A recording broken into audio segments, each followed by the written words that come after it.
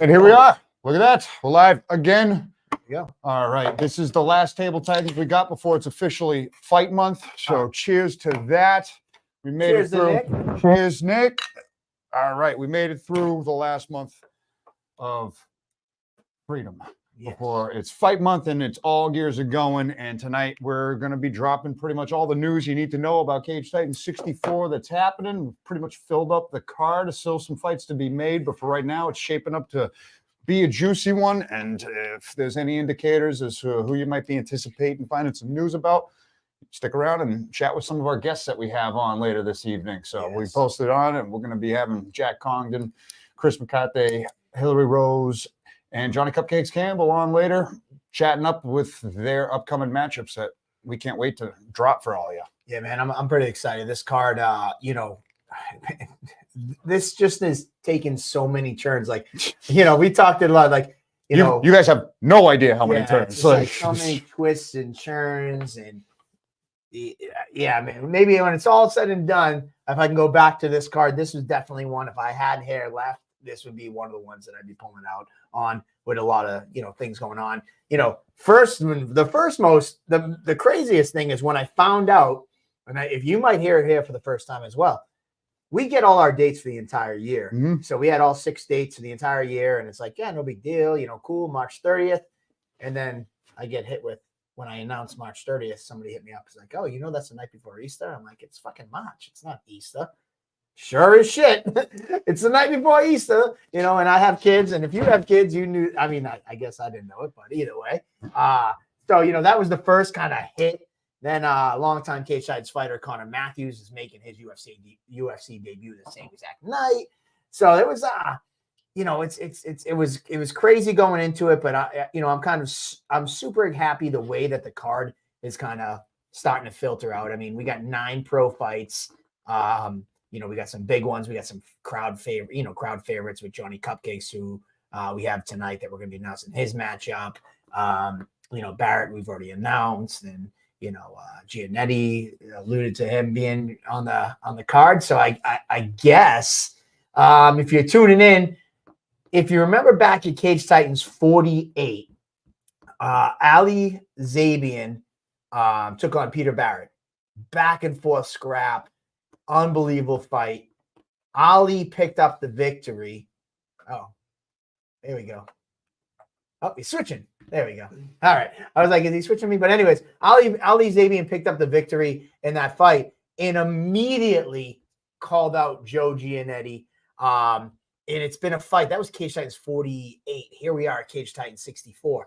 And it's always been something trying to make this fight happen. It was been, things have been coming up and going, but it's finally here. Joe Giannetti will be taking on Ali Zabian in the co-main event for this card with Everett DeSilles and John Piersmore for the 170 title as the main event. So without further ado, we might as well drop the poster. I don't know if I even emailed it to Nick. If not, go to brand. It's a little bit of a VIP co-main event right there, if I don't say so myself. A big fight for both of those guys. It's on there. Go to 64 show all the way down. See it? Yep, see it? Boom.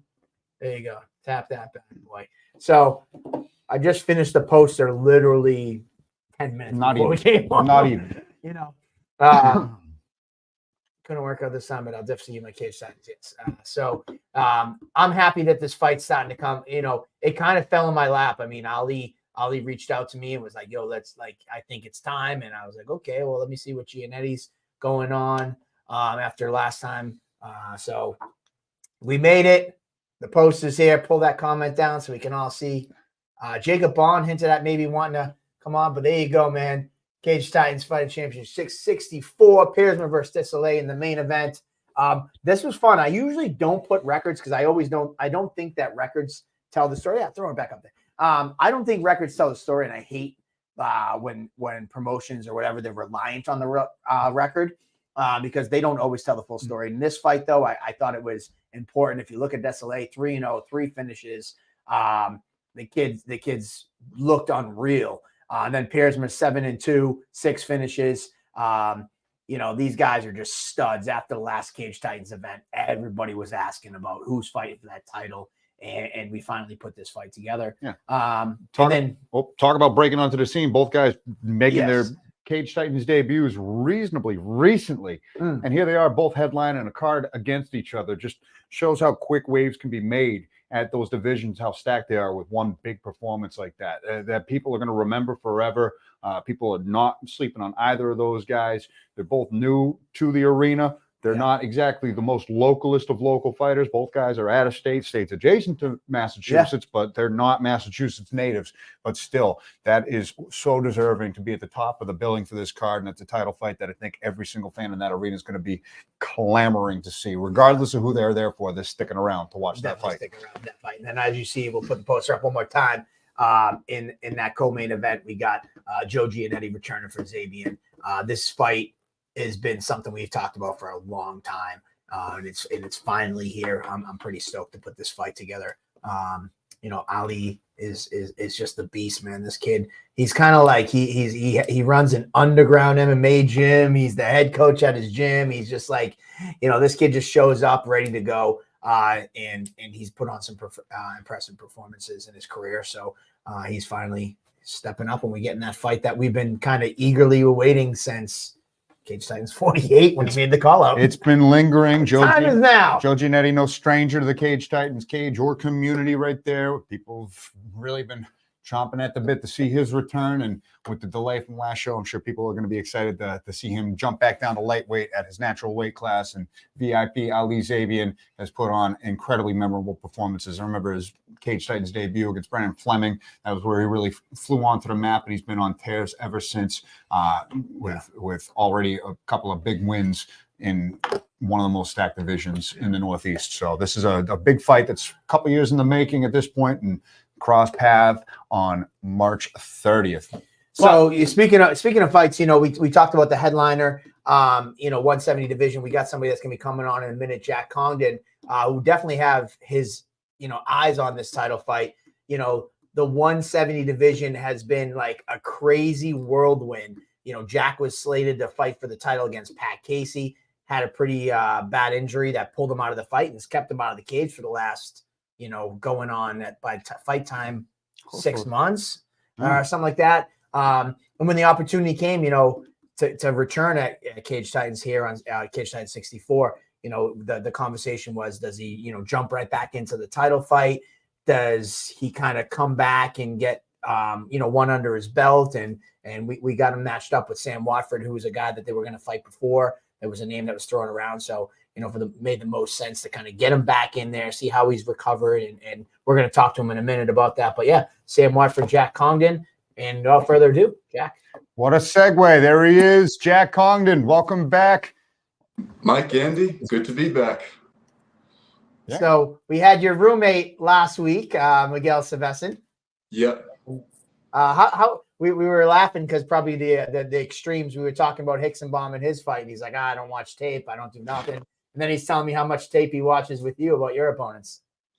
Yeah, I always watch for tendencies. I kind of just get a sense as much as I can to like feel what that guy is going to be like. Whenever I have a spare second, I'm daydreaming about the fight. As I get closer to the fight, my dreams are about the fight. So I try to take in as much as possible and like make it as real as possible beforehand. It's not so much that I like watch it over and over and over again, but yeah, I'm definitely watching film, trying to get a feel of the guy and getting a mental picture. Yeah. So, as you talk about the film, I was trying to set the table for you about, you've been out for a little while. What's been going on? I don't know if you don't want to have to share the.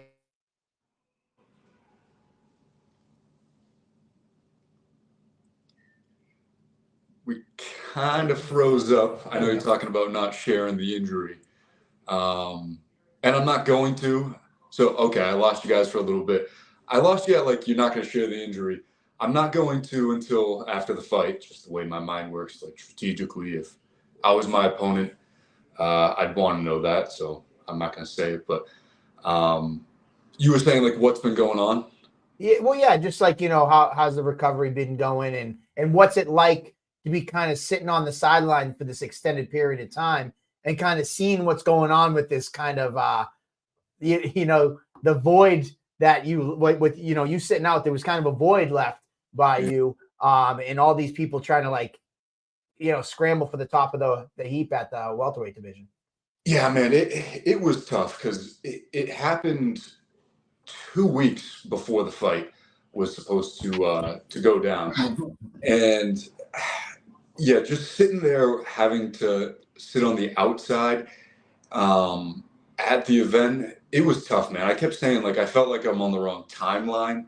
Like I put in all the work for it. I was ready to go, felt great, and then this just happens. It's part of the game, and obviously I was happy for Joe. He's my teammate and all, but I'd be lying if I said I didn't want it to be me and I didn't want to be in there. So I'm glad that I'm on the right track again. I don't really know what to do with myself if I don't have like training and that sort of thing to channel my energy into. Like, you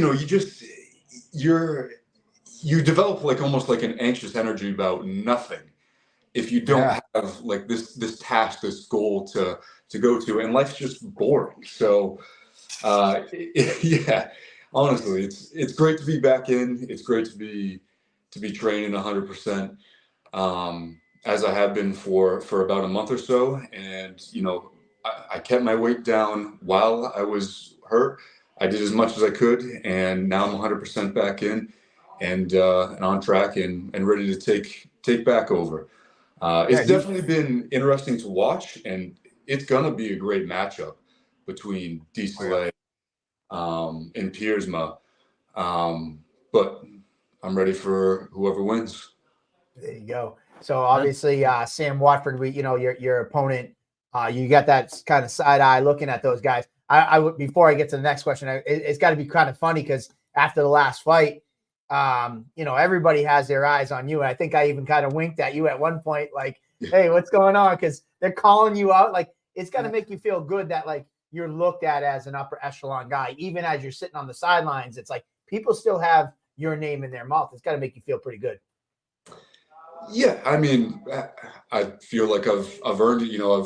I've done all 8 of my fights with you guys, and people have seen me come up from the amateur ranks, claim that belt, defend it, and then stay undefeated so far. But it's only good once it really comes to fruition. So we've got more to do. Yeah, you've been pretty active since you started fighting, through the amateur career, through the professional. So I totally feel you that this is probably the longest layoff since you have started fighting. Yeah. And to see the division kind of flare up as it has, as you're sitting in the wings, the title changing hands a few times over, and a bunch of these marquee matchups kind of falling into place for that. I had a question. I had a question at the end of it. How did it lose me? But that's like it's the monster. I can smell it. But no, it's got to be like a complete contrast when you are sitting in the wings and you got people that don't even know who you are who are calling you out. Soleil, I don't even think knew who you were, but that was still like a matchup that was talked about after that last win. And you seem to not be bothered or deterred that these guys are fighting for the title that you were about to, and you're really content with where you are fighting a man in Sam Watford that my money is just as intriguing of a matchup as you could ask for. I think it's very hard pressed to see too many people with you guys' traditional martial arts style, let alone to see them clashing against each other in the cage. Yeah. How do you see this fight playing out to the fans right here? Because it is unique, and I know that you're really analytical yourself. Yeah, you said it all, but you don't get two guys with a traditional style really ever. So he's very long. You know, he's got side kicks like me. He's got all this. You know, he throws hook kicks and all these sorts of crazy head kicks. And you know, there's really nobody else in the division, or I don't know, in Cage Titans really that fights like that. And so you got the both of us going at it, so you know you can expect it to be a lot of crazy blitzes, a lot of crazy kicks. You know it's going to play out on the feet, and it's going to be exciting. It's going to be a great striking matchup for as long as it lasts. You know, obviously you kind of touched on it a little bit, but like my question was going to kind of be on similar lines. Like when you got this name, what was kind of like some of the thoughts that went through your head? I thought it was a fun matchup. Yeah, like I said, there's not too many guys that have that style. He beat Pat Casey, who I was supposed to fight for the title, and that was a crazy, you know, drag out fight. He really kind of won the fight off of his back too. You know, Casey took him down, and he just kept throwing elbows, and I feel like that his activity won the fight. So he's very unorthodox, and yeah, I feel like that's a good test for me at this point. And above all, I've said it before, and I'll keep saying it this way, but it's just fun. So I think somebody had a new nickname for you, the Shadow Warrior. It always comes up. You're never going to outrun this until you officially pick one. The Shadow Warrior. What do you think of that? It's kind of long, isn't it? Yeah, I'm not I mean, Andy, how do you feel about pitching Shadow Warrior? That's, I gotta say, that's Jack Congdon. Jack Congdon, no nickname's fine. No nickname is always fine, but I feel like you definitely do need one, Jack. Oh yeah, we throw around King Jack. You guys, you know I'm going to keep saying the same thing. I got Colossus. I still like Colossus too.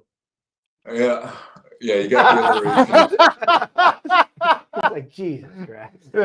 It'll never end. I got you though. Just Jack Congdon. We're good. You can go just the Jack Congdon.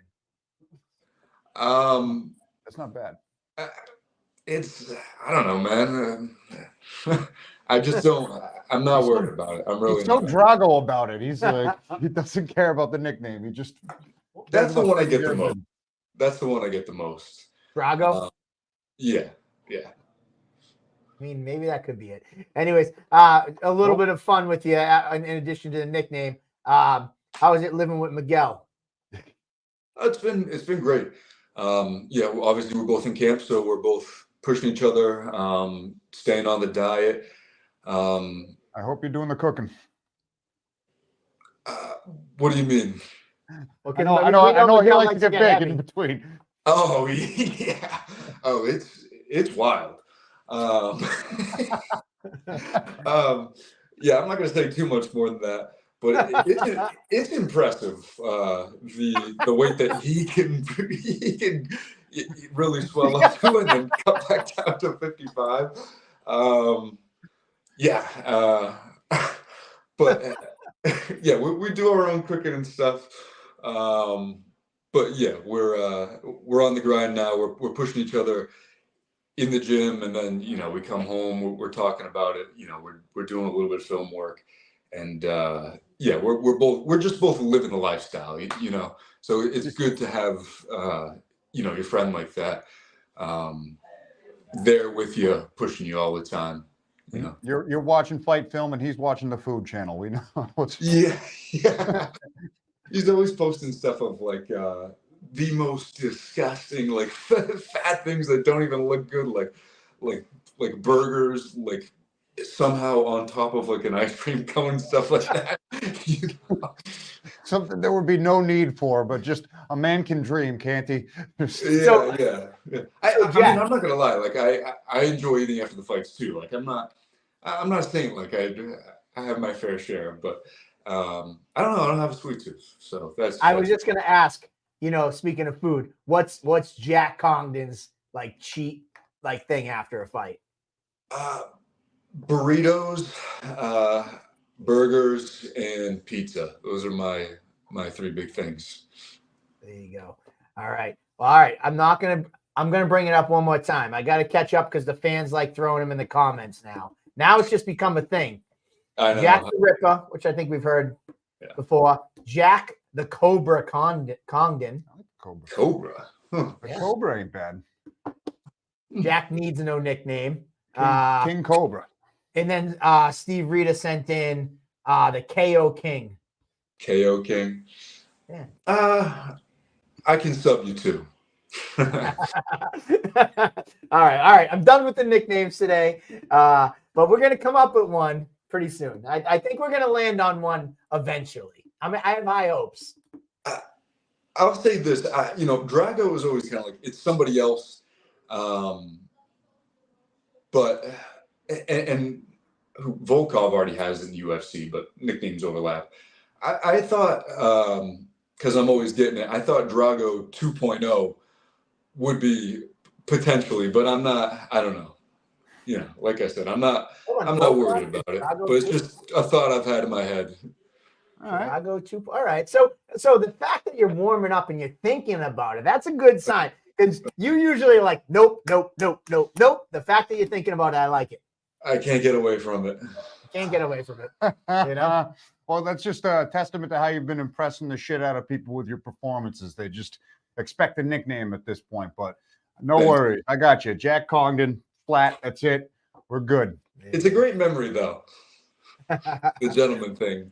Yeah, that was the one time you were very confused for a second. And, you did call him gentleman? Yeah. Connor Matthews told it to me. He was commentating. We always call him Gentleman Jack. And I was like, I like it. And he's like, you better do it. He vetoed it in that moment, and you were very confused, and it hasn't been done since. So yeah, it was funny. Like it I was like, did he just say that? And it's like, you better get locked back in because you got to fight. Yeah, it was literally an instant. You were like, all right, back to focus because you're so in the yeah. Well, it was kind of funny because like the last time out, we had another one of those things where it was like I was looking up at the screen for a second. Right before me and Trevor's fight, and they had Mitch's picture up there instead of mine. That was pretty fun too. Yeah. We all had a chuckle out of that. That was a little editing room blunder. Yeah. It's one of those things you just gotta let pass over. It's like, oh, that's funny. What can you say? Shit happens. I love it. It's like such a contrast with Jack and Miguel. Jack just says he's been on the shelf nursing an injury for 6 months, and he stayed in shape the whole time. Miguel gets big in between fights. Miguel doesn't watch any fight film. Jack watches all the fight film. Miguel's got one of the top-notch nicknames, and you refuse every nickname. It's just but it works. It works. Yeah, there's a balance to it. Nick's over here. He said it's a great sitcom idea, so maybe we'll have so we can have like some cameras in your house. I'll tell you a quick funny story before we let you go. So my nickname when I fought was the pulverizer, the Pembroke pulverizer.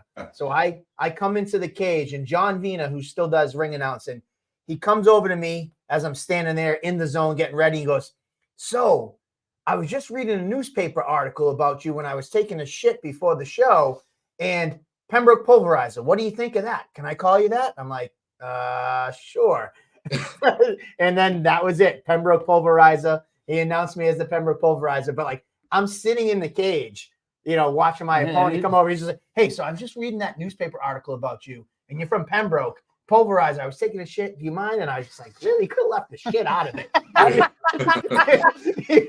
I was like, all right, dude, whatever you want to say. And that was it. The pulverizer was born. No, I hear you. It's like at a certain point you just have to roll with it. Like, am I taking it too serious? I don't know. At the same time, I don't really think I am. I just don't really. I don't care that much about it. I'm here to fight. Oh, we do, and the fans do. So we're gonna land on one day, and we're gonna hope for that day that you go, "That's fucking it." All right. All There you right. go. Well, any last minute shout outs or fans who've, anything you want to say to the fans or anything that have been kind of supporting you while you've been on this hiatus and the fans that have been coming out to see you on March 30th? Yeah, first shout out to my sponsors. So Waterman Roofing. If you're in Lakeville or Freetown, Middleborough, you see their signs all over the place. So check them out, and then Kyler's Catch as well. They're where I get all of my seafood from here in New Bedford, and that definitely fuels my fight camp. So shout out, like I said, Waterman Roofing, Kyler's Catch. Yeah, and then last thing to everybody watching, March 30th, come and catch probably what's going to be the most wild striking matchup you've seen at Cage Titans. Catch a wild striking match. You know it's going to be action packed the whole time. I'm going to put the pressure on. I'm going to take command of the cage and go in there and get another crazy highlight finish.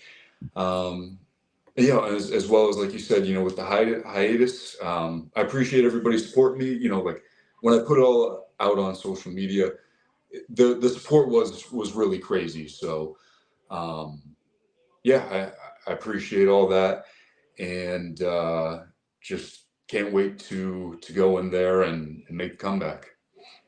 Well, there you go, Jack. We can't wait to have you in there on March 30th.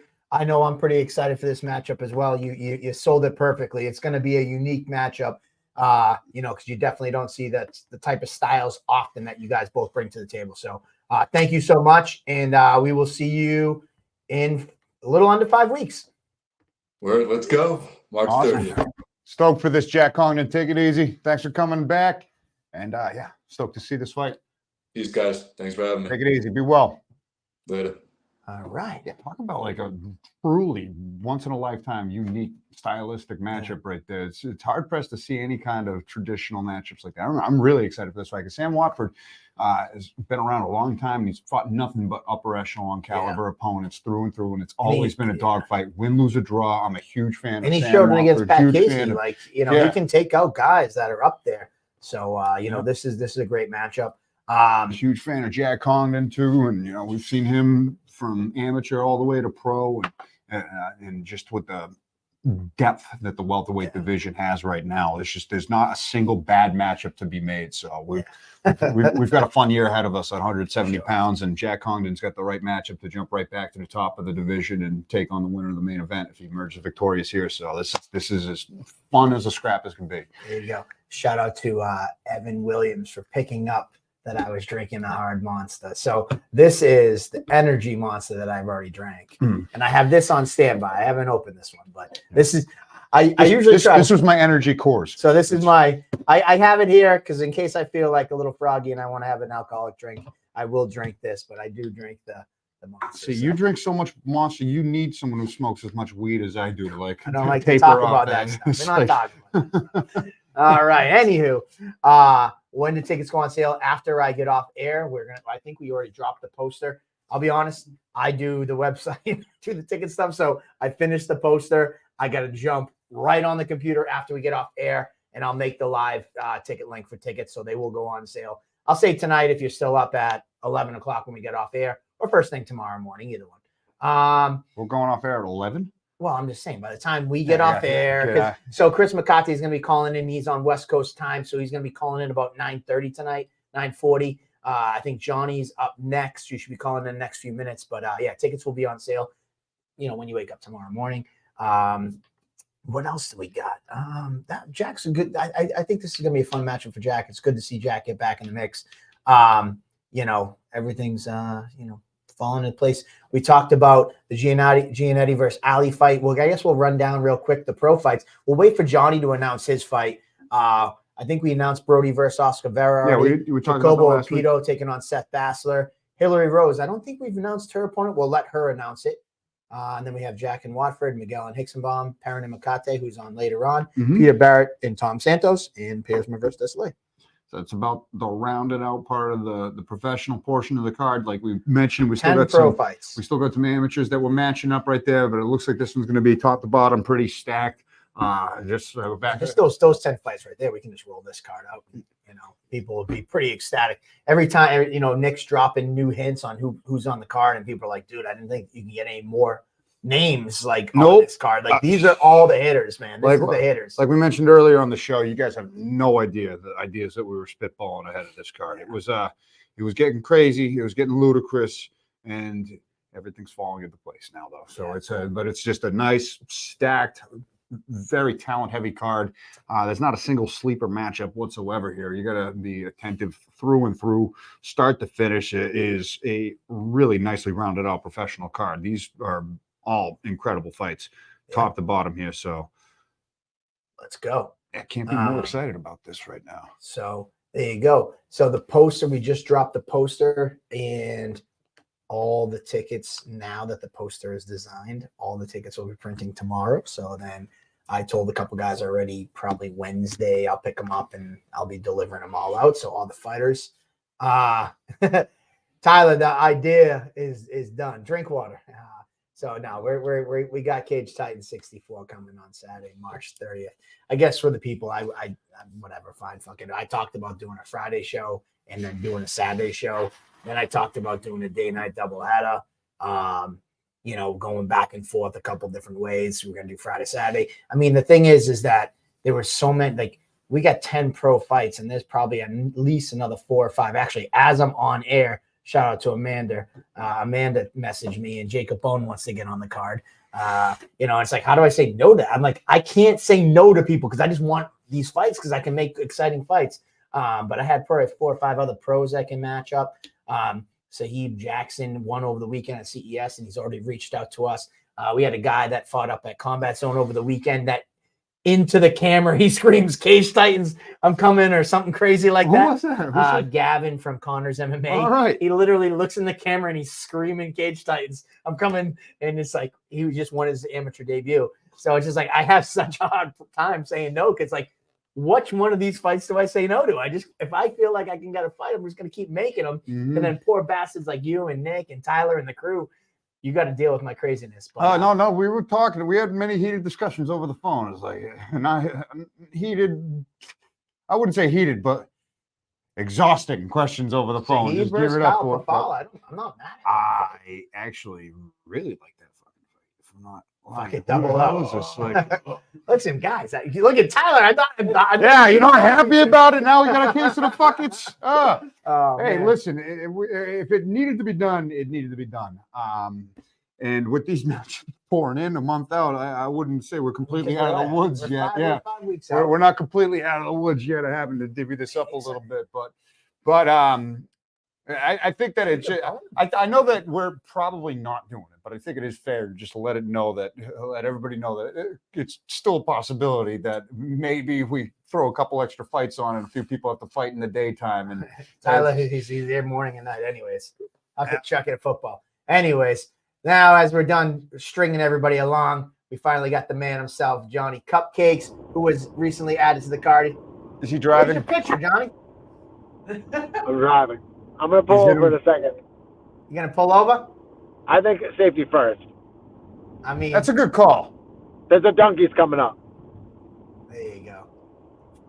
How you boys doing? Doing great, Cupcakes. What's going on, man? Just living the dream. I'm upset we're not going to have Cupcakes Corner this time around, but I'm excited that I get to call another Johnny Cupcakes fight. And it's been a long time since you've been in the cage as a competitor. You've been doing a great job with the interviews, jumping in the commentary booth, putting yourself in the Dean Thomas role, which has grown and gotten better show after show. But Mr. Cage Titans himself is back performing in the cage at Cage Titans. How does it feel to hear those words right now? Oh man, it's an honor. You know, the product that we, I guess, have all built, we are Cage Titans, has been amazing. To be able to see it blossom into what it is it's been an amazing ride.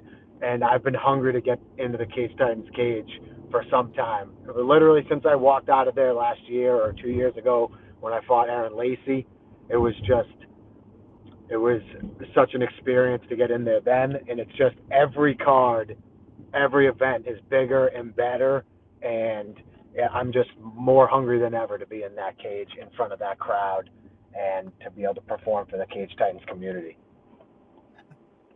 I got to say, I was listening, but I was actually recounting how many times you fought for Cage Titans. This will be the 26th time, I believe, if I did my quick count right. 26 times you've stepped inside the Cage Titans cage. You know, truly, Mr. Cage Titans.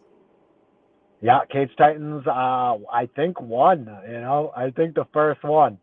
I kicked Brandon Boggs in the balls, I think. Cage Titans won. I say, Cage Titans won, sure as shit. I think that was your pro debut, and you kicked the dude in the balls, and he quit. And he didn't want any more part of it. That one kick was enough for him. He was like, no, thank you. I felt that. If that hits me in the face, I'm going to die. And he sent it home after that. I'll never forget back then. I wish I could pull up the interviews we used to, I have like the clean cut Johnny Cupcakes. And do you remember the rematch? We were trying to book the rematch, and he like videotaped in his shower. Yep. It was a good opportunity to talk some shit. I'll tell you that right now. Yeah, you've done some crazy shit.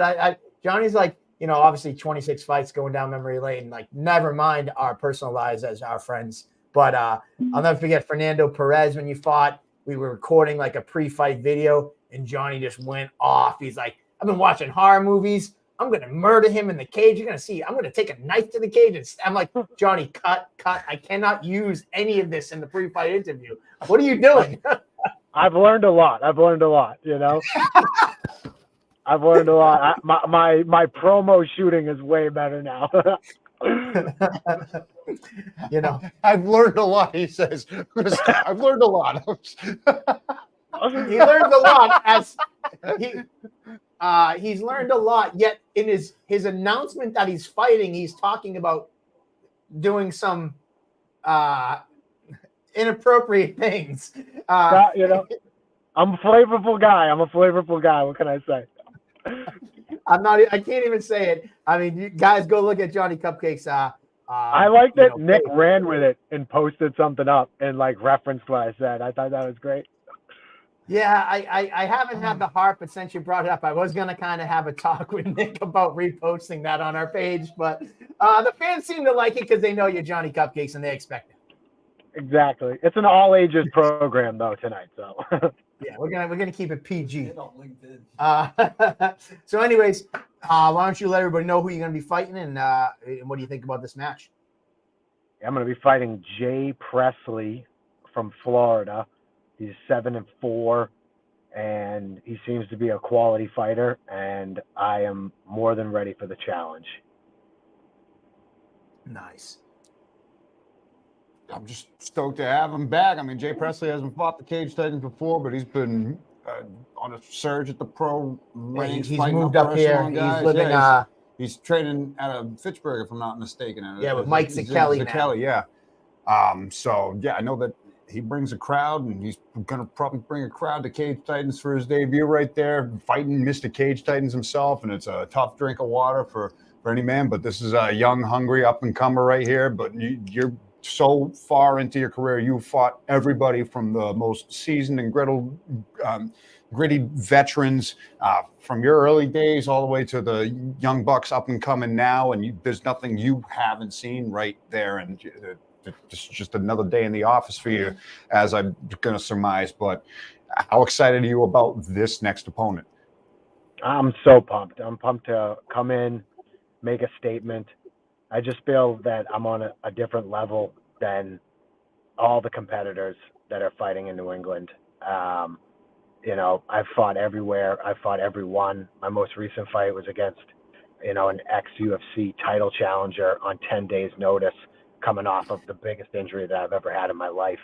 And I stepped in that cage at like maybe 60% and performed pretty damn well until I got fucking exhausted from a brutal weight cut, as you could expect on 10 days notice. I didn't even know if my shoulder was going to stay on my body when I fought Wilson Reyes, and I didn't have any questions in my mind whether or not I could get in there and stand toe to toe with someone that was one of the best in the world at one point. I want to get in there and show everyone what mixed martial arts truly is. And I feel like at 36, I'll be 37 years old standing in that cage on March 30th, and I feel better than I've ever felt. I'm still improving. I'm always getting better. I love to learn, and I love to beat my body up and get in good shape. I mean, we're 5 weeks out from the fight, and I look like a fucking supermodel, for God's sakes. I mean, my body is pristine right now already. And these guys who fight at 135 and then they're bloating up and fighting at 145 because they can't fucking handle that weight cut, or they can't handle the diet. They don't have the discipline to fight at 135 pounds. I will do it on 10 days notice against some of the best in the world. And what you're going to see on March 30th is the best Cupcakes that has ever been. And at 30, I just think it's all mental, 37, and I'm getting better and I'm getting stronger. I'm still as fast as ever. I'm sharper in my mind. I'm more mature. I just got my black belt specifically because of my maturity level, because I've grown so much as a human being in this sport, and I've learned so many lessons in the cage. And I'm just excited to get in and show everybody what I'm truly all about. I feel like people forget sometimes. I fight, people are like, holy fuck, that guy's good. And then 2 weeks later, nobody remembers for some reason. And I'm just going to remind everyone why I should be fighting at the top of the division, and why I could absolutely still be making a case for UFC. Now, at my age, are they going to sign somebody like me? If I cave Presley's head in a way that is spectacular, like I know I can, and I know that I will, then yeah, maybe that can happen. And then you put somebody like Jay Perrin in front of me, and I cave his head in, an ex-UFC fighter, for the Cage Titans belt later in the year. Yeah, I really truly believe that anything is possible, and I'm still in this to be one of the best of all time. Damn. You just did my job for me, too. You're matchmaking, you're promoting. I mean, is there anything you cannot do, Mr. Cupcakes? I've been in this game a long time, baby. I was going to ask, you mentioned your age, 37, or you're going to be 37. What do you think it is? Because, you see guys starting to slow down at that age. Xavier Cardona's pumping you up, too. He's another guy who's, mid to late 30s. What do you think it is? What do you attribute it? Is it the meat diet that you're on? What is it that's keeping you so young? You should take a look at my YouTube, recommendations. I am always learning. I'm always on the cutting edge. Meat diet, salt intake is so important. I've always been a proponent of the law of attraction and how strong the mind is. And I feel like the second that you think, oh man, I'm slowing down, oh man, I can't hang with these young bucks, that is bullshit. That, of course you can't with that attitude. I can do anything, and I can get better into my late 30s. And I know that, and that belief in myself is what carries me forward. And the second that you let your mind become your enemy, it's over. And technically it's not over, because if you can get a hold of that bullshit and get in front of it, then anyone can do whatever they want. It's just that I don't think everybody wants to be able to excel at life the way I want to. Breathing, I got fasting, these things that like people probably would never put any stock in are so important. I mouth breathed for like my entire career, training, sleeping, I mouth breathed. And that just made me a worse human being. And now I'm nasal breathing all pretty much always. And that literally makes me better at fighting, at life, at everything. I was a chicken and broccoli guy. I tried fucking vegetarianism. I did all the bullshit. Meat, red meat, so important. They tell you to take 2,000 milligrams of salt a day. They being the World Health Organization, they should be put in fucking jail for that. And fasting. I love Aaron Hughes, but he's a big guy on like, eat 6 small meals a day, blah, blah, blah. You need carbohydrates. bullshit. That's fucking bullshit. If we were cavemen and we were fasted for 3 days and we hadn't eaten for 3 days and a squirrel ran by you, you would be fucking optimal to hunt, hungry. You should be hungry all the time. You should not be filling yourself up constantly. And these are things that literally I study being a human being and optimizing how to be a good, powerful human being. And that is what makes me be able to excel at this level. I've been saying it a while. Tom Brady and I got a lot in common. And I think that absolutely you can be a better fighter, a better athlete into your later years. It's up here and it's inside. It's what you want. And what I want is I want to be remembered as one of the best combat athletes to ever exist. And I will continue to strive to become that. And I promise you that my name's going to be in the goddamn history books one day. Damn, I mean, listen, preach, my man. Get on that soapbox and preach. I love it. You know, yeah, I'm getting chills thinking about it. And like, man, maybe I should dust it off and lose some LBs and get back in there one more time. I do privates. I do privates. I know you've been chatting about getting that OCD third KO. I still got to do one more in me, but I got to ask. Aaron Hughes says you're a liar. Tom Brady eats vegetables. Well, Tom Brady's a jackass. He's retired. And Rob Terrell. Hold on. Who else we got? We got somebody says they want you to run for president. I'm in. I've been thinking about going into politics. I got to get the gab, so I'd vote for you. So one other question from Cam Arnold: how long do you plan on competing for? I've said it for a long time. I'm gonna compete until the wheels fall off. So when the day comes that I legitimately feel like I can't compete any longer, that is when I'll call it quits. But until then, it's a question mark. You know, I could be Greg. I could be Greg Jones fighting for that, OG belt one day. I don't know. But I'm just going to continue to go until my body can't handle it anymore. And because it's something that I absolutely love to do. And it's the most fun, just driving down the highway the other day, heading to the gym. And I literally had tears welling up in my eyes because I was just reflecting on all the amazing memories that I have now, standing in front of Wilson Reyes and fucking, fighting some of the guys that I've fought, beating guys like Bruno Diaz and Henry Corrales, and in dominant fashion. Like, these are things that I'm going to be able to reflect on when I'm 80 years old. And not everybody has the opportunity to do that. There are people with no fucking limbs who would kill for the opportunity to do what I do. And the fact that I'm able to do it at a high level, in my, 30s, it's a fucking blessing. And I'm going to just take that as far as I possibly can. I do not see, you get like an invitation to a party and it's like, starts at 5, ends at question mark. That's what my career is right now. I don't know when that day comes, but I'll tell you what, last year or the last couple of years dealing with my neck shoulder injury, there were points where I was literally like, fuck, I think I'm done. My right arm is not working. I don't think I can ever compete again. And then, and I did, because the mind is that strong. And whatever the mind does to you that can put you in a position where you feel like you're at rock bottom and it's all over, you can turn that all around with the right mental. And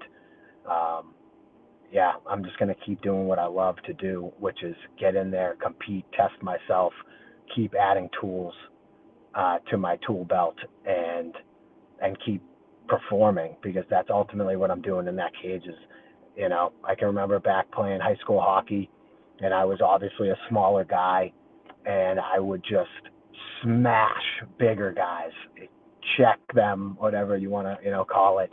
And the roar from the crowd when I would upend a guy, it was orgasmic. And there's just nothing like competing in the cage and beating somebody at what they've been trained to do, and I absolutely love it, and I just can't stop doing it.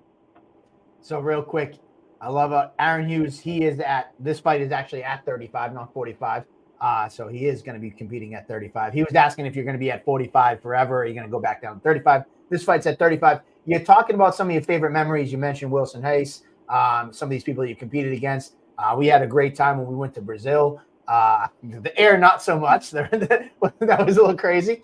But bring us down memory lane for some of these people who haven't been around Cage Titans since Cage Titans 1. Like, give me your top maybe 2 moments in Cage Titans that you've had.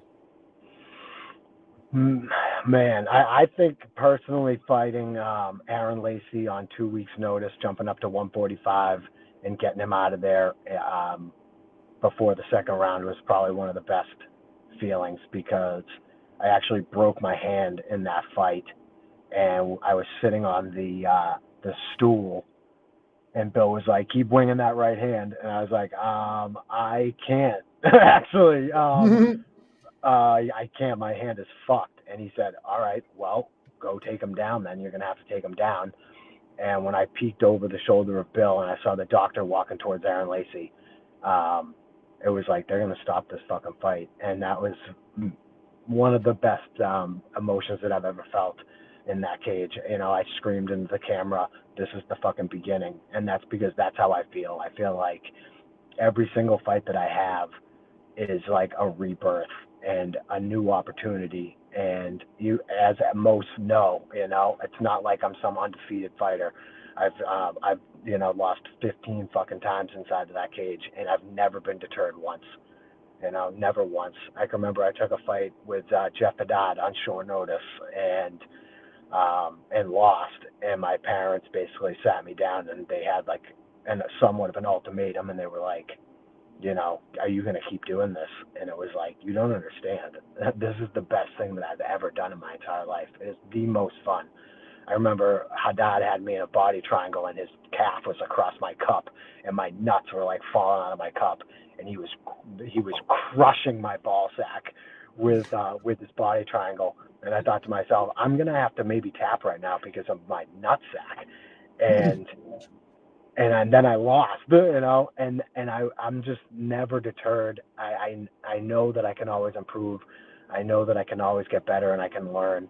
And people who can't, and I heard a quote from Kobe Bryant recently where he said, "You can't get hung up on the results. You have to be just curious and continue to grow and continue to hammer it out." And that's how I feel my career has always been. I'm not going to be deterred by not winning. And, I'd say one of my favorite memories in Cage Titans cage was losing to a guy that I never should have lost to, Fernando Perez. We took that fight at a higher weight class, and he hit me with a body kick, and my body basically shut down. I ended up I lost that fight, and I fucking, I put my head through a wall that night, literally smashed my head through a historic building wall. They probably could have pressed charges on me, and then ran off into the night in just my fight shorts and hand wraps, and went and basically contemplated suicide by the beach in fucking Plymouth. And that is ultimately one of my favorite memories of all time, because talk about rock bottom.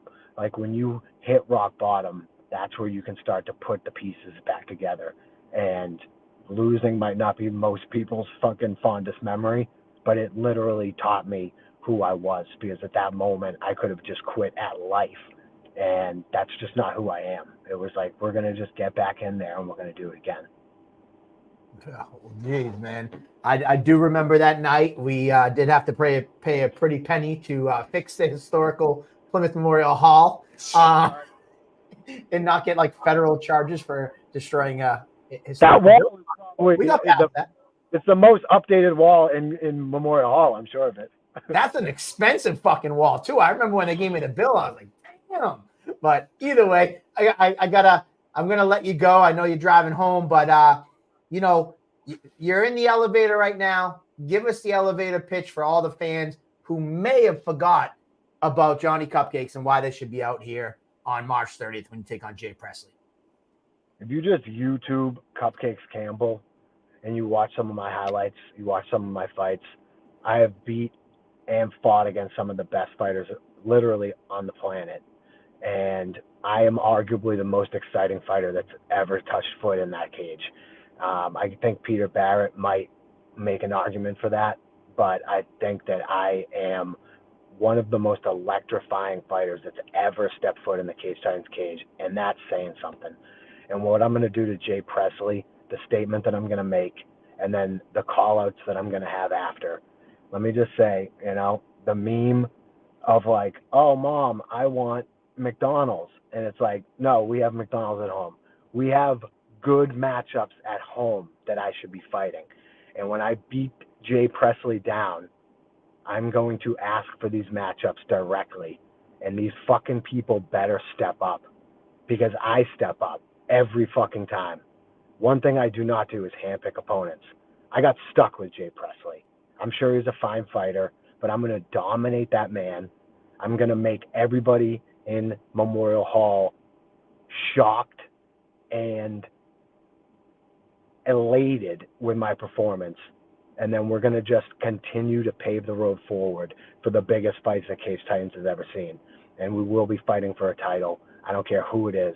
John Duma ran, Jay Perrin ran. These motherfuckers better step up and fight, because I'm fighting, and I'm willing to fight anybody. There you go. Man, I got to give a quick one. I got the chills going down the arm. I got to give a shout out to Kenny Champion out of Connecticut, because, I saw Dan Bonnell comment on your post, and he was like, dude, the balls Johnny has to be like, anybody can fucking get it. And no one responded. And I do got to give a shout out to Kenny Champion. He did message me and was like, hey, listen, if Johnny has nobody, I'm down. So shout out to Kenny Champion, because he was one guy in New England that answered the call. Granted, he's a higher weight class. He's only got 5 fights, so it didn't really make a ton of sense. But, balls to him. But, man, I can't wait for March 30th. It's been a long time. At least, a year or two since you last fought? That was the Lacey fight, or was it Yep. Lacey. So yeah, man, it's been too long since I've seen you in the cage. As much as I'm going to miss you in the booth, sitting cage side this time around, I'm just as stoked to be able to call another Johnny Cupcakes Campbell fight. And sounds like you're not hanging them up for a long time to come. So should be the first one in this resurgence of quite some more before you do officially call it. But you always get a seat in the booth whenever you want to. But best of health and training and good skill in the fight, and can't wait to sit there and call another Cupcakes fight. It's been a long time since we had Mr. Cage Titans at Cage Titans. So definitely looking forward to your reemergence and how you remind everybody. So Thank you. I'm excited and very honored to be there and to do what I do. So thank you, guys. I appreciate it. all right, brother. I'll talk to you soon. Take Later, care. Cupcakes. Guys. Good night. take it easy, man. Dude, he's always so intense. He's always like ready to go. Yeah, and he's like so eloquent with his speech, and he's really learned a lot, like he said, and he's calming down, and he's given a really nice, eloquent speech about the ups and downs of the fight game, and then the same token can talk about his nutsack getting crushed, and just it's still Johnny. It's just it's amazing. It's just at any point. I love it. It's so funny.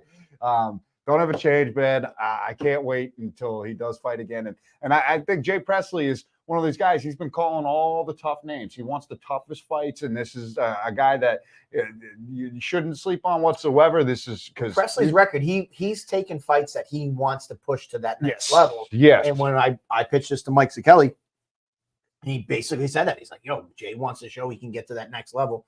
And Presley, this is the type of fights he needs to take if he can prove that he's that next level. So, hats off to Mike Sikelli and the team that he's running up there in Fitchburg with Jay. I'm excited to have them down. Yeah. So this is it should be a fun fight.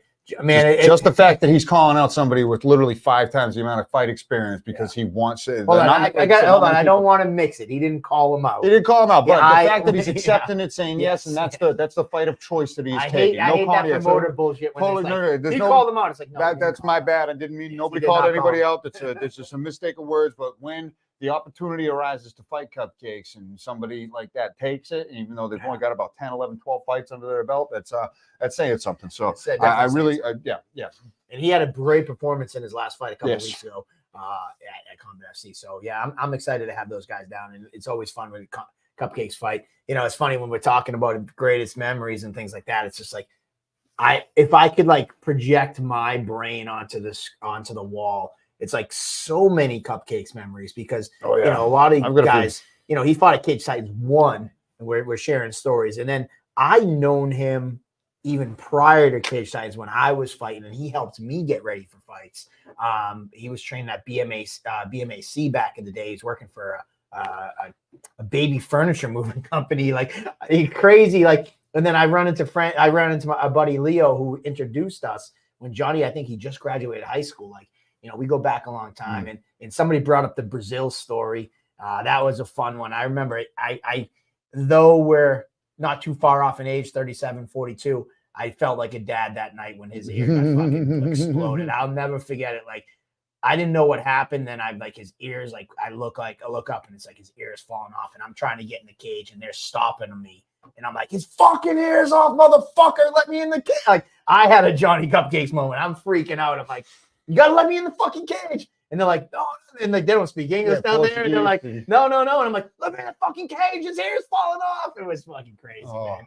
It was definitely, you know, I felt like while the fight was going on, you were trying to get in no, because they stopped the fight. Yeah, and the then doctor I goes look in over and his ears just like hanging.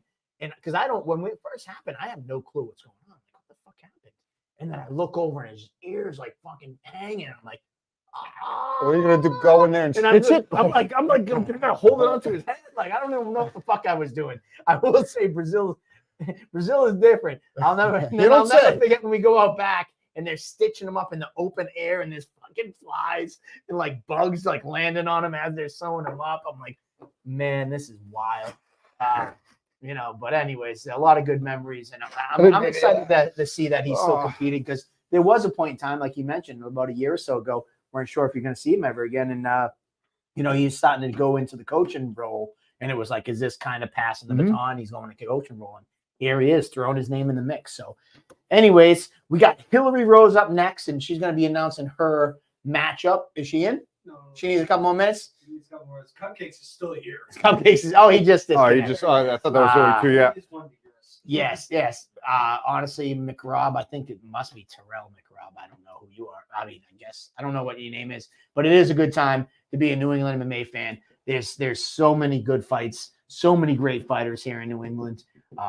You know, so yeah, man. And this card, I'm telling you, man, there's so many guys, you know, that are going to be competing. And, you know, Johnny brought up Jay Perrin, and Jay Perrin, you know, taking on Chris McCarthy, you know, and Jay is a super tough opponent. Obviously they competed again, but you know, Jay's not shying away from easy fights either. He's taking on Chris McCarthy 6-2, which we'll have him on after Hillary. But, you know, Hillary shared the booth last show. Yeah. And Hillary's always like, yo, listen, get me in there. And she's like one of those guys that I kind of girls that I always know is kind of on, like, if I ever have a fight, I'll throw it out to him. And her coach, Matt Martin, does a great job of communicating with me. And he's always like, hey, what about this? What about this? And throwing me ideas. And we had one person that we were looking at. It didn't end up working out. That might actually work for May. But before May, we got March. And we got an opponent for Hillary Rose. And here she is to tell you about it. What's going on, Hillary? Hi. Are you in a bathrobe? No, but I might as well be. It's late. It's like my bedtime. Well, hey, we could have done earlier. We've been on air since 8 o'clock. We could have done earlier. I live a busy life. There you go. Gotta Kidding. make the moment when you can. But welcome back to Table Times. I feel like we had you here back when you were still an amateur in-house, and I think this is the first time back. That was a long time ago. I remember that. Yeah, real long. Like really yeah, early. that. That might have been like our third show ever, Yeah. I think. That's literally in the first like 5. Fun fact, real quick. Hillary's sister tried out for the very first Cage Titans Ring Girl search in 2010. Sure Right? did. Yeah, she did, with some other girl named Kim. Yes, I never forget. I remember when I first met you as fighting. I forget what happened, but it finally kind of came full circle. And her sister was at the very first. It was at Players in Rockland, actually. Yeah. Yep, and she came and tried out. So fun little trivia question. But Hillary, it's been a little while since you fought for us, but you're back. We haven't announced it yet, so why don't you let everybody know who you're fighting and what they can expect from this matchup? I am fighting a girl, Katie Perez. I'm not really sure where she's from. I never care enough to know, but I'm looking forward to fighting and having fun and coming back to the Cage Titans cage. Stoked to have you back in the cage as well. You've been crushing it in the commentary booth a few times, and Polvera will tell you when he gets back, it's like sometimes it's tough matching the ladies' fights. So you've been fighting all around, putting the name in and putting the work in, and it's two finishers fighting against each other right here. She's a tough girl with a lot of finishers, Katie Perez, and you're going to be welcoming her to your backyard. How excited are you to get back into the cage at Plymouth Memorial Hall, somewhere that you fought a lot of your amateur career at least? I'm always excited to fight at home. It's nice to have family and friends and my teammates be able to come to fights. I've traveled a lot fighting, so having friends and family and stuff there is nice, but it's nice to go away too and kind of not have to think about the stress of selling tickets and all that stuff. But I'm looking forward to fighting at Cage Titans. 2023 was not my year, so I'm looking forward to 2024 and kicking it off at Cage Titans in March. Yeah, I'm stoked to see you rebounding, like you mentioned, and you're looking to bounce back in 2024 with a fresh slate and a fresh start, and make another run for it and staying active as all hell. You've always been high activity, but you've been helping out with a lot of coaching down at US MMA and putting a lot more time in teaching the next generation, because you're someone who's been around for a long time and really have been a face of women's MMA in New England. So how's that been transcending into your own personal training, teaching this next generation on the up and up? It's fun. I it's weird because I've been training at the same gym for so long that I've seen so many variations of people come and go, and it's cool to, watch Ash and be part of Ash's, journey as another female MMA fighter in the same weight class, and, her going to be going pro soon and things like that. So it's exciting to be part of her journey and watch her grow. And then we have, some other young women coming up too. So it's cool to be part of, watching them grow. And then there's a bunch of, young boys coming up too. So it's cool to be around all them and experience all that and hopefully be a positive voice in, their journey as a fighter. Very cool. And analyzing in the booth, you've kind of dipped your toes into that and you've been crushing it there. How does that play into the fight game, and were you hungry to get back into Cage Titans after spending the time cage side last show? Yeah, it's always fun. I mean, Cage Titans puts on the best event. I've been able to compete and fight at many different places, but Cage Titans just does it best. They promote it the best. They appreciate their fighters the best. So it's great to get the opportunity to come back and fight for them and fight at home, and they always make it fun. So I can't wait. We got pulled there. Keep going. Yeah. I'll wait for you to No. plug on. Get distracted as you're munching on nachos over there. Jeez. He's just praising how well we do. Oh, thank you. Sorry, I had to pee really bad. That's I didn't mean to be disrespectful. I totally understand. I'm not. I'm old. I have a small bladder. Yeah, he had the oh crap button to get my close up so he could go take off, and but. So I missed out on a little bit of it, but I want to express that whenever we don't have Hillary Rose on the card, it's not because we don't love having a Hillary Rose on the card. It's just I know he said it as I was walking away. Women's fights and heavyweight fights, if I never had to match another one in my life, I'd be a happy man. They're so tough to match because it's just the pool is so limited. So it's such a treat when we do find somebody. Katie Perez, she's traveling up here from the Carolinas. Her coach, Graham Prue. I know that they do some training with Dave Ginsburg as well. So, did you talk much about your opponent, what you know about her? I I know that she likes to grapple. Both of us have lost our last few fights, so I think that we'll both kind of come and put the pressure on it. We both obviously want to get a win coming off losses. So I think she's definitely gonna. I mean, if you've seen my last few fights, I think most girls are gonna want to take me down and try to choke me out, which I get and I understand that. But I really think that I'm adjusting and making the correct adjustments in my fight game that I need for March 30th and any other fight in the future. So I don't know. I like to go in there and hit and strike. So we'll see how it goes. Johnny was on a little bit earlier and talking about how as he's aging, he feels he's better than ever. You've been competing for a long time. What is it like for you inside the gym and as you're, expanding your knowledge in this game and in progression and maturing as a fighter?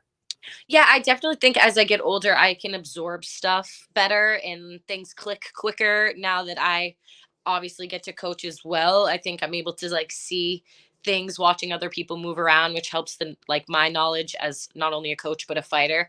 So I think being able to coach and watch has helped me become a better all around martial artist. And I definitely think I'm at my peaking point. I'm going to where I need to be and I'm going to make all the right adjustments. Sometimes you just get a few bumps in the road and that's all right. I can get over that.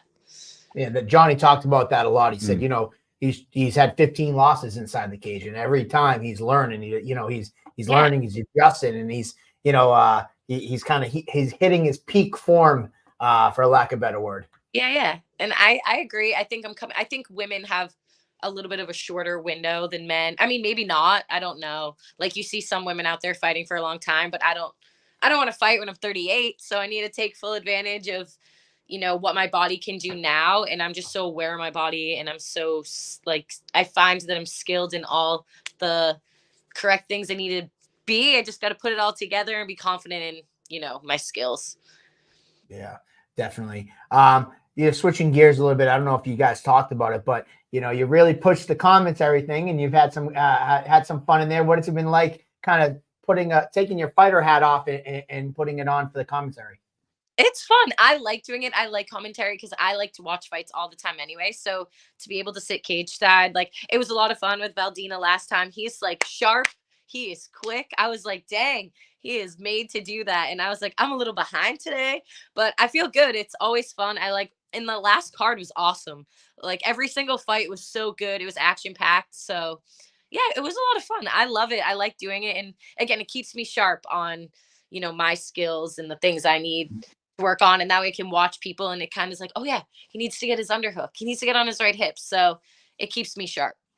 Yeah, I wouldn't say you were off in the least bit right there. I think that you do a tremendous job. You bring an energy right there, and I ran into you with a combat zone once, and we're both just there staggering. We ended up just watching all the fights, and I was like, gotta get you in the booth one of these days. That should definitely happen soon because it was just good hang kicking and watching fights, and it was no different in the booth. And I definitely love the chemistry you and Valdina had because you guys have been working out a lot together, if I'm not mistaken, correct? It's skill is strength all the time. Nice. She actually cornered me once at a gym too. She cornered me a few times, but anyways, cornered him. How'd that go? She pulled me aside and said that had a talk with me, and yeah, there we go. I did. Well, that's the one that. Oh, you mean nagging? I did lots of nagging. Yes. Are we frozen? The only downside of this show is all the commentators are fighting. You got Hillary, Jay, Johnny, everybody's scrapping. Peter Barrett's coming or something. We'll have to figure something. We had your teammate Shane Dari, but he's too busy being a cool DJ now. He's a DJ now. Yeah. He's doing yeah. Real quick, Rob Pico wanted to know if you're selling shirts for this show.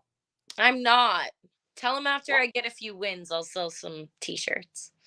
Boo. Because actually, Mikey De Silva, as we're on air, he texted me and said, make sure you ask Hillary if she's doing shirts too. So they might be wanting some shirts. I think you might need to do them. I'll see. I have a design from some girl I never got to use. So maybe we'll pull it out. Because didn't you have some trouble? a couple of shows ago, I remember I talked to you. You had some trouble getting your shirts, and I was like, "Oh, I'll give you the guy that I use." And Yeah, I did have trouble, but now I have more time. So actually, I probably could make that work. So maybe you're convincing me. I Why mean, not? Rob Pico's looking for a shirt. All right. Mikey Mike- De Silva already texted me why he's like, when Hillary gets on air, tell her I want a shirt. So I think you got some people interested. Yeah, it's the return to Memorial Hall as a fighter. So why the hell not? Doesn't matter. True. Doesn't matter the last year. Yeah, just Yeah, the that's merch is in the building. yeah. It's Well, fun seeing all the shirts when you're there because the hall is the best. yeah, it really is. And then you can immediately I don't know about you. Actually, I'd love to ask you this. Have you ever looked out in between rounds and kind of see all your shirts and all that stuff out there? And, Yeah. And like, do you draw strength from that? Yeah, I mean, it's not even that I draw strength from it. I'm more just shocked how hyper aware I am in that moment. That I'm, oh, I can see all these people, but I really should be like listening to whatever I should be doing. There Sorry. you go. Or what it is. How has it been like? I got my other question. I don't want to keep you too long because I know you're ready for bed. But you're a unique fighter. You've been with the same gym from like pretty much your whole entire career. What is the vibe and what is the atmosphere there? And again, I'm not saying it negatively where people jump around because that's what some fighters feel the need to do. But you've really you've been with US MMA for a long time, and what is it like training there with those group of people? Yeah, I've been there since I was 14. So I'm 31 now. So I've been there for a long time. So I've grown up there. I don't know. It's something about like the community of people and the coaches. Like my coaches, Tom and Matt, they are truly invested in helping us get better. And I think that because we have such a small circle of like fighters that we get a lot of good one-on-one time and like the individual time that we need for each of us when we have like a specific fight going on. And it's just the vibe. Everybody is very chill and laid back and doesn't have an ego. And when people show up and have an ego, they usually don't stay very long. So I think it just kind of, we go with the flow. We all want to support each other, whether it's like an everyday person who comes into the gym or if it's like the whole fight team. So I don't know. It's just a really good vibe. Everybody's really cool and laid back, and no one is trying to fight for a better spot in the gym. We all, respect each other. There you go. Nice. Well, that's it for me. I don't want to be the reason you can't get your beauty sleep and keep you up too late. Please. Anybody else that you want to shout out before we let you run? Any sponsors or anybody that's that you haven't already talked about? Just my team, US MMA, Mike Perry, Skill of Strength. He's helped me a ton. So just, all the typical people I usually shout out. They're my ride or die. So always thankful for them and thankful for you for getting me back on a card. I'm so excited. Oh, Sure. Stoked to have you. You gotta bring Thug over to say hi. So I'm wagging over there on the side. Thug, come here, Thug. Never mind. He's camera shy. Is that a bull on your wall? Is that a what? A bull? It's a healing coup. Do you know what that is? Oh, here she comes. I could have swore there was like a longhorn on your wall. Is that a longhorn? No, that's a It healing is. coup. It's a Scottish cow. I don't know what the hell it is, but I actually have. I think I might have that picture above my bed. I'm gonna have to take a picture of it and say because my wife has like a cow longhorn, whatever the hell that is. It's a healing coup. It's Scottish. I'm very Scottish, so healing coup. That's what it's really called. He competes in like a Highland Games. Fun fact Oh. of the day. Nick Well, talking well, about you doing some Scottish Highland Games. Oh yeah, I've competed in the Scottish Highland Games. What is that about? It's like not like field and track, but like you have to like throw those like big hammers and you have to throw the like the telephone pole. Jeez. Yeah, like the Scottish Games. It's like a big thing. I'm very Scottish. I got like the Loch Ness Monster on me. Yeah. There you go. Oh, gosh, we need a bagpipe Yep. walkout. Bagpiper this fight or something. Let's That's do it. That's it. We Uh, got a rapper, now we got a bagpiper. I am uncultured. I'm sorry, Tyler Pimentel. Mikey's in the comments. I already asked about the t-shirts, and we're trying to convince her.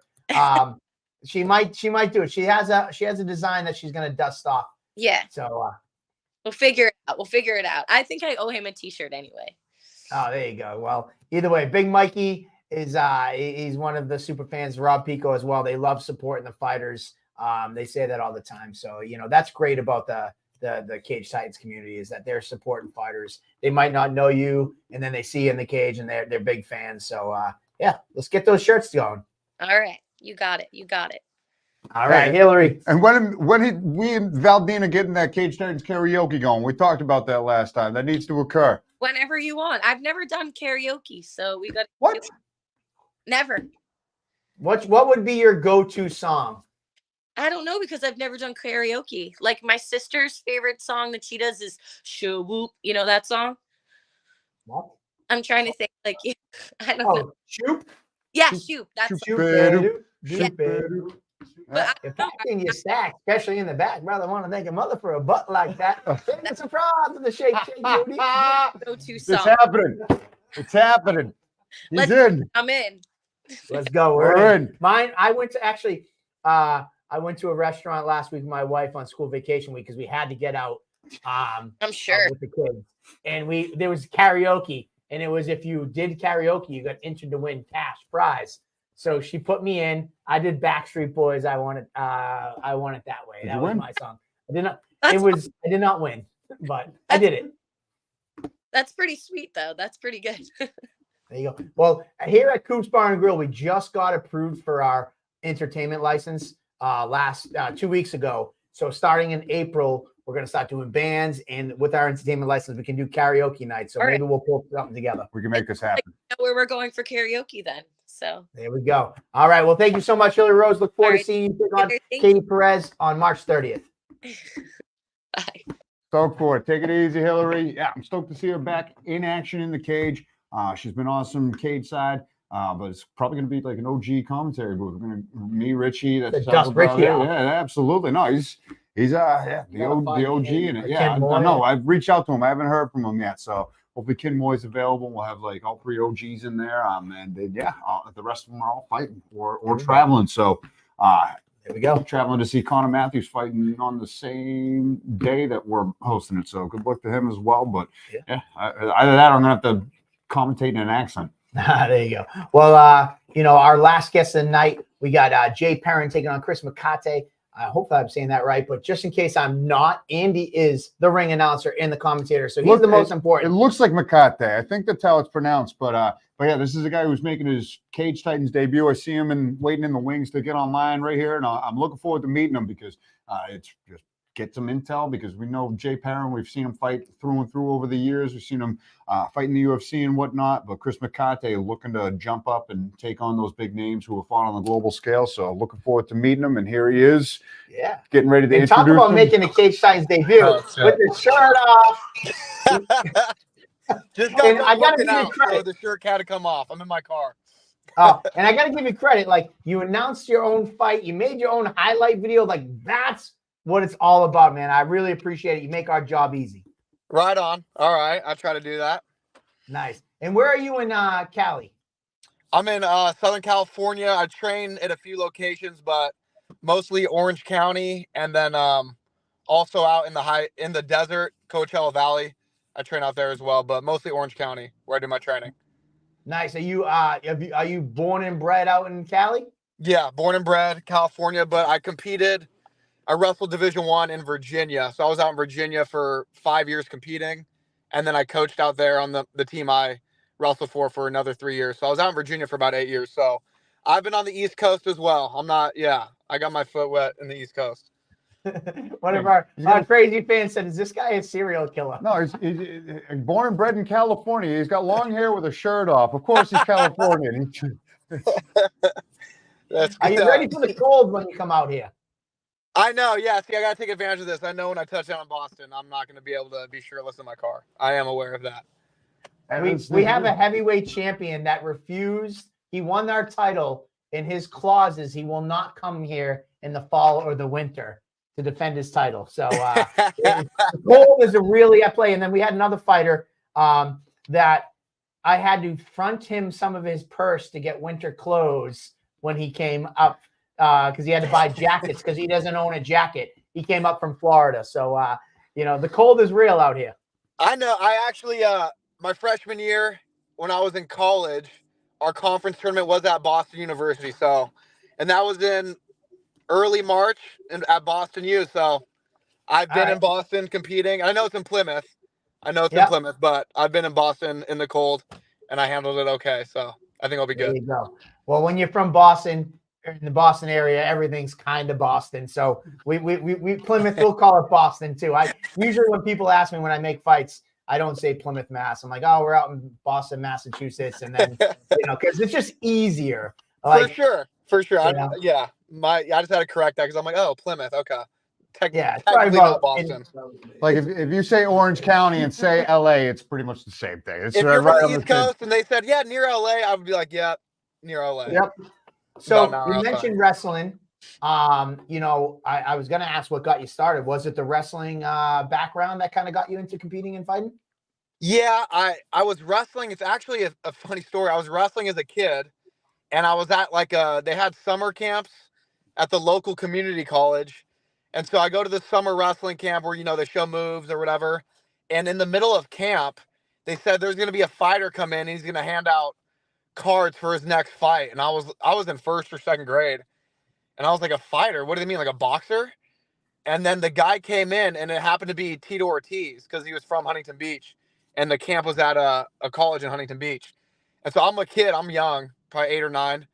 And then Tito Ortiz walks out with his belt, talks to us about how wrestling helped him get good at fighting, and then kind of put on a highlight, and it was him when he was the champ around 02-ish. So that blew my mind. I never even seen that. And I'm like, wait, wrestling helped him do this? And then that kind of got me the seed in my head. And I was like, all right, I'm going to wrestle, but when I'm done one day, I do want to try this out. And then a bunch of things along the way. I had coaches who fought, run into other fighters, and then helped fighters get ready for fights. They used me as a wrestling partner. So that's kind of been constant throughout my career. But that initial one was when I was younger, for sure. Nice. Pretty cool. Before I ask you the question, I'm going to follow up on some of the people you trained with. Tyler Pimentel, you look like Inigo Montoya from The Princess's Bride. Have you ever seen that movie? That's pretty good. That's funny. Yeah. No, I've never heard that before. You killed my father. You killed my father. Yeah, I'm here to avenge him. There you go. I know the reference. I want you to know, Cage Titan, Cage Titan's community is very unique. Our fans are, our fans love fighters, but they also have some crazy humor to them. So that I'm just giving you that. Yeah, I'm giving you that now. All right. I appreciate that. I appreciate the warning.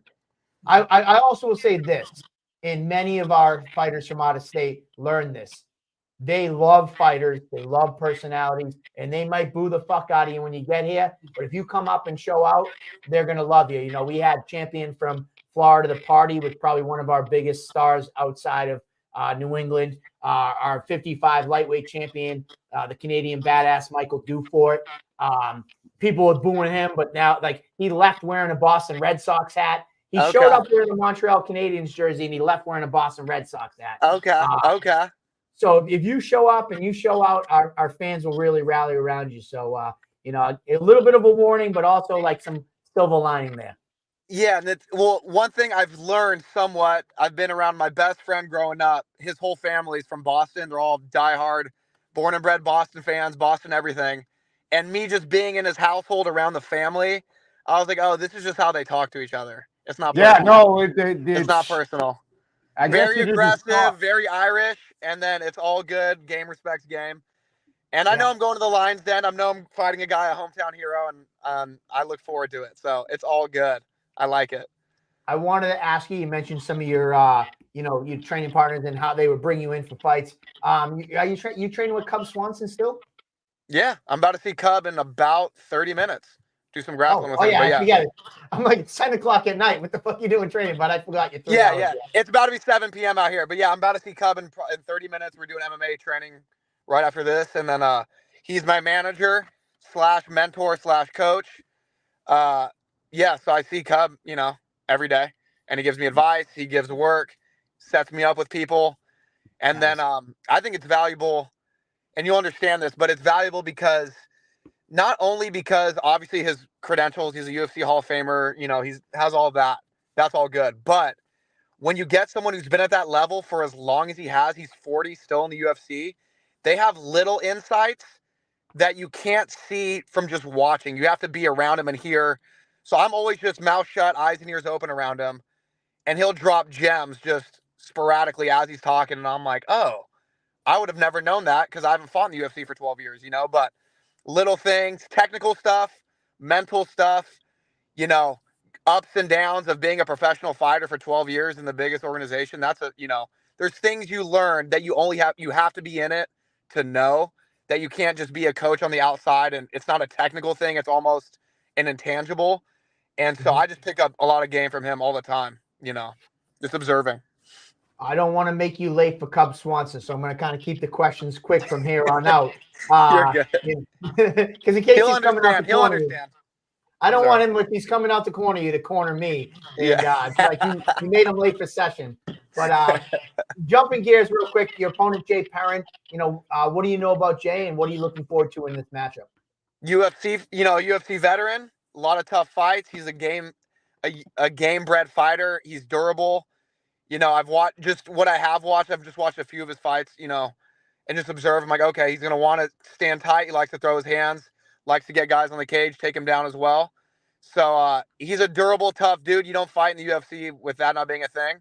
So he's a gritty fighter. I don't know if it's an East Coast thing or a Boston thing or, you know, Lowell, Massachusetts thing, but he has that East Coast grit. At least to me, that's what it looks like. So I know he's going to want to get in there and make it a very grindy fight, which is right up my alley. So I'm looking forward to it. Yeah. I'm stoked, man. Stoked to see the West Coast, East Coast battle. And as he mentioned before, it is Makate, right? That is the correct pronunciation. Makate. All right, so you That's right. You know what Makate is? Do you know what Makate is? I can't say I do. Enlighten.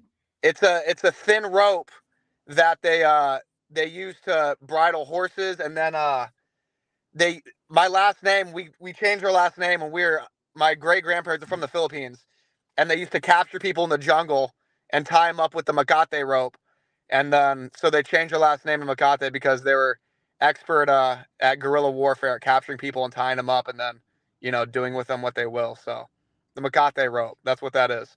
All right then, that's definitely an interesting tidbit right there. So I got a little psycho in my in my bloodline. So there's that. Hey, so the fan who said you might be a serial killer is not too far off. He's got generations of it. He knew something. He could feel it. Part serial killer, part lead singer from the Red Hot Chili Peppers. He kind of does like give me the Anthony Kiedis vibes with the long hair and the mustache. All right, Kiedis goes to the fights. Well, Kiedis goes to the fights, so there you go. I'll take it. Yeah, he does. He's a huge fight fan. And I'm a huge Red Hot Chili Peppers fan, if I don't say so myself. But yeah, he's Californian. He's dreaming of Californication right now, as far as I'm concerned, and bringing it to the East Coast.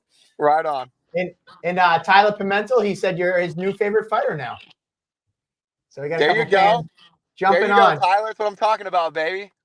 All right. Well, it seems like you got 3 minutes to go until your 7 o'clock training session, 10 o'clock our time. So you got me in the elevator. Give me your elevator pitch for all the fans, why they should come in and watch Chris Makate take on Jay Perrin March 30th. If I'm with you in an elevator, I'm going to say, hey, me and this dude who's a hometown hero are going to get in a scrap, and everyone in the arena is going to be rooting for him. Maybe me and a handful of people, and I'm going to make it a dirty fist fight. And I like to upset the odds, so come watch that happen. There you go. Well, Chris, thank you so much for calling in, and I wish you safe training all the way up to March 30th, and I'll see you in a few weeks. Appreciate that, boys. Right on. Hey, thank you. Pleasure meeting you, Chris Makate. Man, this is that's why we do this for. Is somebody who nobody is heard of in Plymouth, Massachusetts. It's going to be So, fighting later what the this fuck? week. I want to be named after rope people used to abduct unwilling victims from the jungle. That's definitely intense, but yeah, meeting My- Tito Ortiz at a young age and Yeah. wrestling on the East Coast. What's your up and last down. name mean, Andy? I have no idea. It's just a half the alphabet of a Polish soup right there. I don't know. Kurzonkowski. It's literally half the alphabet. That I'm like Jack Condon. I don't need a nickname because I've got too many letters already in the last name. I shorten it. I shorten it sometimes. I just go by Andy Kurz half the time now. People still fuck that up. I'm excited for this guy, because I think that, he brought up some points about Jay's style and hearing his background in the wrestling world, that's going to pose some problems. I think it's going to make a stylistic matchup. And then knowing who he's training with, he has that wrestling base. You got to assume this guy's going to be ready to stand and trade, training with Cub Swanson, who's never afraid of a fight. And I'm sure Joe Lozon's going to be in Jay Perrin's corner. So is this the first time we've had like a UFC, like active roster UFC fighters in opposing corners? I don't think that has happened before. I know we've had plenty of people, corner people that are in the UFC cornering fighters. That was Turno, Eric Andrews. We've had Goldie, Phil Rowe. Yeah, we've had plenty of them through, but I think this is the first time that they're going to be competing against each other. Yeah, Rob Font's been in the corners. So, I just think this is a great fight, and I think it's a great fight for both these guys. Perrin, who, since he got cut from the UFC, is really not seeking an easy avenue to get back to the UFC. And a guy like Chris, with his record in his lineage where he's training and things like that, he could rattle off 3 give me wins and get to 8-2 and kind of put himself with some of his connections with Cub probably to the UFC. But he's like, I want to take the tough road, and he's taking a tough match. And that's what he's done. He's already cracked a couple of goose eggs and been the first loss in a couple of undefeated fighters' careers, and is willing to go the distance, is a finisher in his own right, and here he is jumping up and in levels of competition. Jay Perrin is someone who decimated a division on the local scale and then went on to the UFC and had his run up there at the very top of the sport and has been on a run since. So this is no easy fight for either of them at either point of their careers, and they're both taking the right steps to get to that next level and fighting each other. And there's just an exciting matchup that we're going to have to wait till March 30th to see. And just by meeting him, he seems like he's going to not be really deterred by the crowd or whatnot. Jay Perrin always gives me the Michael Newport vibes. I don't think that Jay Perrin has lost to Cage Titans. Now that I'm thinking about it, I've never seen Jay Perrin lose at Cage Titans, and Chris McCarthy couldn't be any cooler than a cucumber about his journey from coast to coast to come over here. So I'm even more excited about this fight than I was now. He gives me the Dufort vibes. Who comes in with a lot of Dufort with long hair. We got to put it side by side. But you know what I love, and I was being serious with him. Like, he's coming here from LA for lack of a better term, like Boston, Plymouth. But you look at some of our fans. Evan Williams, like, I'm looking forward to. He seems like a really cool dude. Rob Pico, some of these guys, like Sean Tingley, like, man, like I've said to the guys, like, don't think of Cage Titans like you're coming to someone else's backyard and they're just gonna hate you. Like, Cage Titans fans, like, we've been doing this for 14 years at Cage Titans. Like, our fans are educated fans, and they're not afraid to back a guy who comes in with a cool vibe, ready to fight, taking on tough fights. They really respect that. And I think that's a little difference. Like, yes, some people will come in and just get booed because they're not the hometown guy. But you'll see guys. You can turn that real quick. You can churn that real quick, a quick little interview, and you already got some fans that are going to be cheering for him on March 30th. So let's go. Didn't Chris Joe McCarthy versus Jay Perrin. Didn't Joe Pennyfield win the crowd over? Don't listen to your mother. Do drugs, party, have fun, be a good person. And I was like, that was one of the best. Don't listen to your mom. Yeah. I was like, yeah, it doesn't take much to sway the Bostonian fans over. We're cold but warm at the same time. Cold and warm. We're hot and cold like Katy Perry. It's just. Yeah. But no, this was another good show. I mean, we're 4 great guests, an hour and 40 minutes. Yeah, we're going to try to keep it an hour, but I mean, those days are done. Though, we're kind of reverting back to the days of old where we were just running. And the more and more we get guests, and Jack Condon's been on plenty of times. Like, great to have Hillary Rose back chatting. You saw how I did that right there. That's all on the reflexes. What movie? Big Trouble, Little China. You guys failed. But yeah, just good to have Just Xavier, put I that see you in the comments. We got you. Could that- I got you on my list, man. I'm Hillary hoping to get Rose- a match for you. back on, and it's literally been 6 years since she's been on Table Titans. I remember her back in one of the, honest to God, probably the top 5 first episodes that we did was back either promoting or recapping her fight with Lanisha Vincent. She-Hulk. So yeah, so this is just kind of throwback Or there. that crappy Marvel series.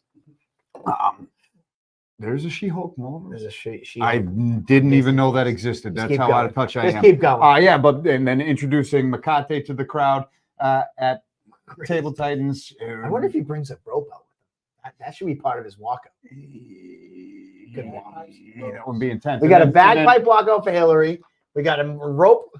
Yeah, and then obviously Mr. Cage Titans himself, Cupcakes, who's been fighting since Cage Titans 1. So you've had like an entire Cupcakes who's been fighting his whole career at Cage Titans. Jack Congdon has been as active as ever over the past couple of years. Hillary Rose, who's been a staple of women's MMA, who's fought amateur, pro, commentated for us, and then Makate, who's making his debut.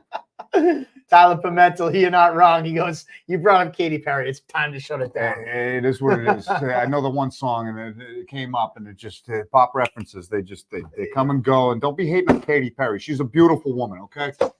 Anyways, to wrap it up, let's throw that poster up one more I saw what time. you did there. Yeah. What did you do? Oh, The arthritis side. Throw up that poster one more time. There we go. It's up top. Don't be hating on Katy Perry. What the fuck? There we is go. wrong with Katy Throw Perry? the poster up one more time. Andy, tip your head that way so we can talk why the poster's there. All right, they don't need to see my ugly mug. Nah, I'll you gotta I'll talk Mike about it. Wazowski myself. All right. There you go. You look like Mike Wazowski in that green shirt. But there you go. Cage Titans 64, Saturday, March 30th. John You're Pearsma roasting. taking on Everett Tisele in the main event. And a co-main event we just dropped today. Finally, 3 years in the making. Ali Zabian finally gets his wish, taking on Joe Giannetti in the co-main event. Then the rest of the pros for this card, we announced Johnny Cupcakes taking on Jay Presley tonight. We talked about Hillary Rose taking on Katie Perez. We had Chris Makate, who's taking on Jay Perrin. We got Peter Barrett taking on Tom Santos. We had Jack Congdon, who's taking on Sam Wofford. Last week we had Miguel Silvestre, who's taking on Jay Kixenbaum. Another couple fights, Brody McDougal, we had on last week, taking on Oscar Vera. And Jacobo Apito taking on Seth Bazzer, a fight that was scheduled for last time. And that's just the finally happened. pros. That's There's just 10 the pro pros. fights. We're just getting started. The wheels are churning. We've got a bunch more announcements to make. This card is going to fill up from top to bottom. Tickets are going to be on sale shortly. Once they get off there, I can go once put he them gets, online. when he's going to be putting them online, we'll have tickets in hand. Your fighters will have them in hand come this time next week. So it's gearing up, baby. It's almost fight month, and Cage Titans 64 Drop the is right trailer. on the care. Here's the trailer. We're getting the hell.